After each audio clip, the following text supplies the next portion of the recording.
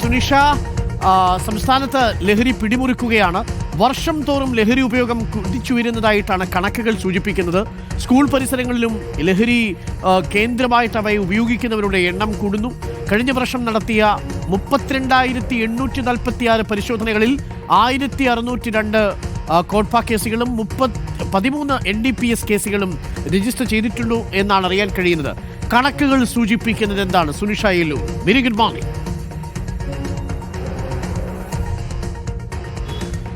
Very good morning Arun. ഈ പറഞ്ഞതുപോലെ തന്നെ സംസ്ഥാനത്ത് ലഹരി പിടിമുറുക്കുന്നു എന്ന സൂചന തന്നെയാണ് എക്സൈസ് വകുപ്പ് നൽകിയിരിക്കുന്ന ഈ കണക്കുകളും പറയുന്നത് എന്നത് തന്നെയാണ്. പ്രധാനമായും അബ്കാരി കേസുകൾ, NDPS കേസുകൾ, കോട്ട്പ കേസുകൾ തുടങ്ങി അങ്ങനെ 3 തരത്തിലാണ് ഇതിനെ ഭാഗീകരിച്ചിരിക്കുന്നത്. അങ്ങനെയാണ് കൃത്യമായി നമുക്ക് കണക്കുകളും ലഭിച്ചിരിക്കുന്നത്. അതിൽ പ്രധാനമായും ഒരുപക്ഷെ ഓരോ വർഷം തോറും കണക്കുകൾ 400-ലധികം, അബ്കാരി കേസുകളൊക്കെ 400-ലധികമാണ്. പക്ഷേ പ്രധാനമായും ഈ മയക്കുമരുന്ന്, കഞ്ചാവ് പോലുള്ള ഉപയോഗം, NDPS കേസുകളാണ് 1000-ലും 2000-ലും അധികം ഓരോ വർഷവും വർദ്ധിക്കുന്നത് എന്ന ഞെട്ടിപ്പിക്കുന്ന കണക്കുകളാണ് ലഭിക്കുന്നത് എന്നതാണ് പ്രധാനപ്പെട്ട കാര്യം. നേരത്തെ അരുൺ പറഞ്ഞതുപോലെ തന്നെ സ്കൂൾ കുട്ടികളിലടക്കം ഇത്തരത്തിൽ ലഹരി ഉപയോഗം വർദ്ധിക്കുന്നു, അല്ലെങ്കിൽ സ്കൂൾ പരിസരം കേന്ദ്രീകരിച്ചുകൊണ്ട് ഇത്തരത്തിലുള്ള വിൽപ്പനയും ഈ കടത്തും നടക്കുന്നു എന്നുള്ളത് തന്നെയാണ് പ്രധാനപ്പെട്ട കാര്യം. അതുകൊണ്ട് തന്നെ സ്കൂൾ കേന്ദ്രീകരിച്ച് അത്തരത്തിലുള്ള ഇടങ്ങൾ കേന്ദ്രീകരിച്ചുകൊണ്ടുള്ള പരിശോധനയും കർശനമാക്കുകയും ചെയ്തിട്ടുണ്ട്. അങ്ങനെ നോക്കുകയാണെങ്കിൽ ഒരു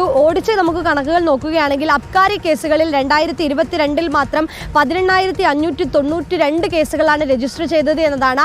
അടുത്ത വർഷം, അതായത് 2023 എത്തുമ്പോഴേക്കും അത് 19,013 കേസുകളായി മാറുന്നു. 400-ലധികം കേസുകളുടെ വർധനവാണ് ഈ അബ്കാരി കേസുകളിൽ ഉണ്ടായിരിക്കുന്നത്. ഈ പറയുന്നത് പോലെ മദ്യം, വിദേശ മദ്യം, വാറ്റ്, വാഷ് തുടങ്ങി അത്തരം കാര്യങ്ങളൊക്കെ തന്നെയാണ് ഈ അബ്കാരി കേസുകളിൽ പെടുന്നത്. അത് കഴിഞ്ഞ വർഷം 2024-ലേക്ക് എത്തുമ്പോൾ 19,421 കേസുകളാണ് ഉണ്ടായിരിക്കുന്നത് എന്നതാണ്. ഇതിൽ തന്നെ ഏറ്റവും പ്രധാനമായി പറയാനുള്ളത് കൂടുതൽ പേരെ അറസ്റ്റ് ചെയ്യാൻ, പിടിക്കപ്പെടുന്ന കേസുകൾ കൂടുതലുണ്ട് എന്നുള്ളത് തന്നെയാണ് പ്രധാനപ്പെട്ട കാര്യം. ഇനി NDPS കേസുകളാണെങ്കിൽ മയക്കുമരുന്ന്, കഞ്ചാവ് പോലുള്ള കേസുകളുമായി ബന്ധപ്പെട്ടുകൊണ്ട് നിരന്തരം റിപ്പോർട്ട് ചെയ്യപ്പെടുന്നു എന്നുള്ളത് തന്നെയാണ്. 2022-ൽ അത് 6,031 ആയിരുന്നെങ്കിൽ 2023 കൃത്യം അടുത്ത വർഷം എത്തുമ്പോഴേക്കും അത് 8,060-ലേക്ക്, ഏകദേശം 2,000-ലധികം കേസുകളാണ് വർദ്ധിച്ചിരിക്കുന്നത് എന്നതാണ് പ്രധാനപ്പെട്ട കാര്യം.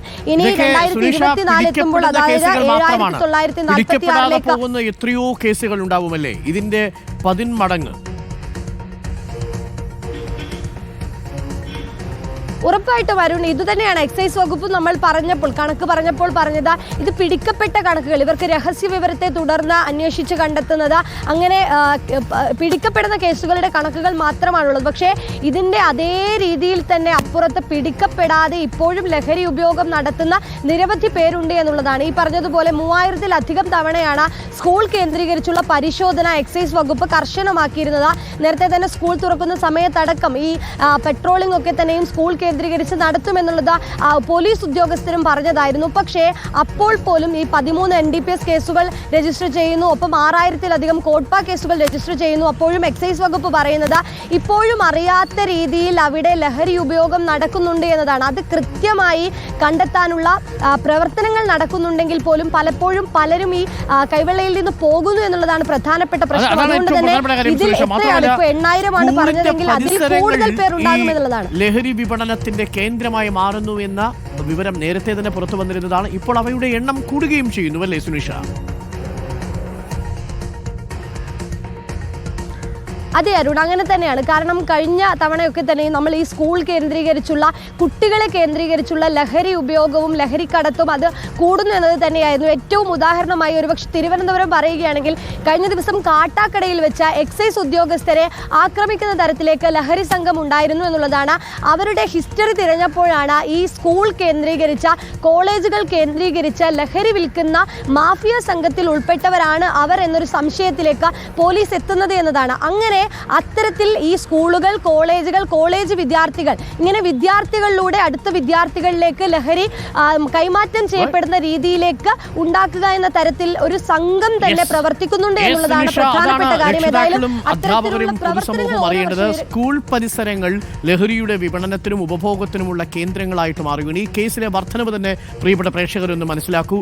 നിങ്ങൾ സ്കൂളിലേക്ക് അയക്കുന്ന നിങ്ങളുടെ കുട്ടികൾ എത്രമാത്രം സുരക്ഷിതരാണെന്നാണ് നിങ്ങൾ കരുതുന്നത്? ആ സ്കൂളിന്റെ പരിസരങ്ങളിൽ ലഹരി മാഫിയ ഇല്ല എന്ന് നിങ്ങൾക്ക് എങ്ങനെ ഉറപ്പിക്കാൻ സാധിക്കും?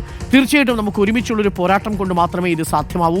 ഈ വർദ്ധിച്ചു വരുന്ന കണക്കുകൾ മാത്രമല്ല, പെരുകുന്ന കുറ്റകൃത്യങ്ങളിലും ലഹരി ഉപയോഗിക്കുന്നവരുടെ എണ്ണം കൂടുകയാണ്.